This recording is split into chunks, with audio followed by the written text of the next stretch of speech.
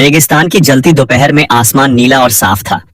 फटी हुई जमीन पर धूल उड़ रही थी। दूर कहीं एक हरा तोता और उसका छोटा बच्चा धीरे धीरे चल रहे थे।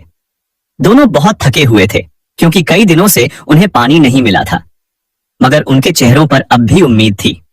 बड़ा तोता आसमान की ओर देखता है और कहता है, अगर हम हार गए तो ये रेगिस्तान हमेशा सूखा रहेगा। हमें कुछ करना ही होगा बेटे। छोटा तोता मासूमियत से पूछता है, पापा क्या हम सच में इस रेगिस्तान में पानी ला सकते हैं? बड़ा तोता मुस्कुराते हुए कहता है, अगर दिल सच्चा हो तो रेत भी पानी बन जाती है। फिर दोनों अपनी छोटी सी लकड़ी की गाड़ी लेकर निकलते हैं। गाड़ी में कुछ पुरानी बाल्टियां और मिट्टी के बर्तन रखे होते हैं। वे सुबह से शाम तक उड़ उड़कर मिट्टी खोदते हैं, पत्थर हटाते हैं और एक गहरा गड्ढा बनाते हैं। कई दिन गुजरते हैं, रेत उड़ती है, सूरज जलता है, मगर दोनों हार नहीं मानते। कभी छोटा तोता बाल्टी लाता है, कभी बड़ा तोता मिट्टी उठाता है। एक रात अचानक आसमान में बादल घिर आते हैं, बिजली चमकती है और तेज हवा चलने लगती है। बड़ा तोता डर जाता है, मगर छोटा तोता कहता है, पापा शायद यही वो पल है जिसका हमें इंतजार था। अचानक आसमान से कुछ जादुई नीली बूंदें गिरती हैं। वे बूंदें सीधी उस गड्ढे में जाकर जमा होने लगती है। धीरे धीरे गड्ढा पानी से भर जाता है और उसमें से हल्की नीली रोशनी निकलने लगती है। बड़ा तोता चौंक जाता है, ये तो कोई जादुई झरना है। पानी का रंग नीला और चमकीला होता है, जैसे कोई